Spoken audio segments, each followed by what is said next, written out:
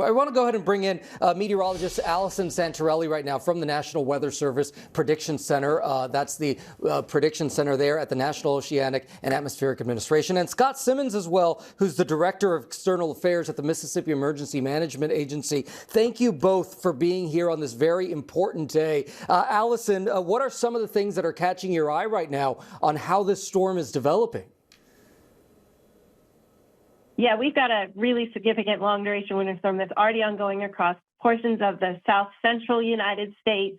It's expected to move into the Tennessee Valley, the southeast this afternoon, and even into portions of the mid-Atlantic and northeast by tomorrow. What's really unique about this storm is not only the significant heavy snow, sleet, and freezing rain accumulations that we're expecting all the way from the southern Rockies to New England, but also behind this storm, we're expecting some very, very cold air to follow, which is only going to prolong those dangerous travel and infrastructure impacts into next week and hamper any kind of relief efforts here.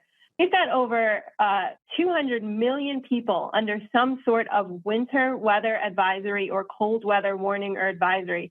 That's roughly 2/3 to half of the United States. It's just an unbelievable amount of people, so much of the country. Scott, you are there in Mississippi. So many people are bracing for dangerous ice and extreme cold. So what are some of the things that your team is reporting at this hour there in Mississippi?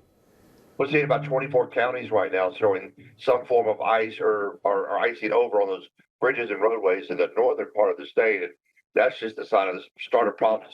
You know, somebody mentioned it earlier, in the South, we just don't do ice very well down here. We're not used to it. So when you start having ice on roads, the driving conditions are perhaps more compounded because people are not used to driving on them. What we've been doing with the Mississippi Emergency Management Agency has been coordinating with our local and state partners, getting resources out, some 300 blankets out to warming centers, getting cots out to those areas that will be taken in residents who are likely to lose power. What we've also been doing has been marshaling the generators out to those locations that will need to stay up and running when we know the worst of the storm will set in.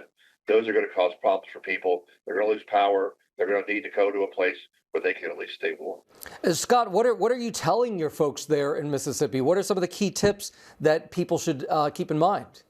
Well, we've been reminding people to be smart right now. Make sure you got a gallon of water per person today. Make sure you have goods that you can prepare if the power goes out. Think about heating your home and not relying on the generators that need to be plugged in. Those won't be the case if the power goes out. But also some safety tips about generator operation. If you have a gas-powered generator, make sure that thing is outside and the fumes from that device are not blowing back into the house. We're asking people to make sure they have their CO2 monitors going in their house, to make sure that anything they have going on that might be warming the house is not causing any problem. People need to think about layers. They need to think about not getting on the road if they have to get on the road. Make sure they have a blanket, some bottled water, some snacks in the back of the car, because nobody should be on the road, but people get out. And what happens is we see them slide off the road, and it's going to take an emergency responder, a tow truck driver, longer to get to them.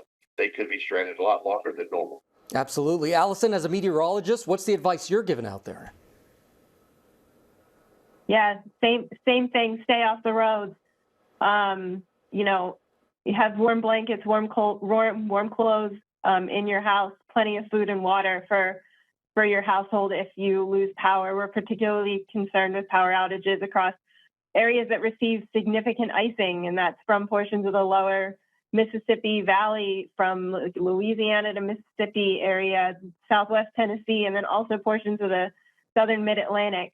But yeah, stay off the road. Don't travel if you don't have to.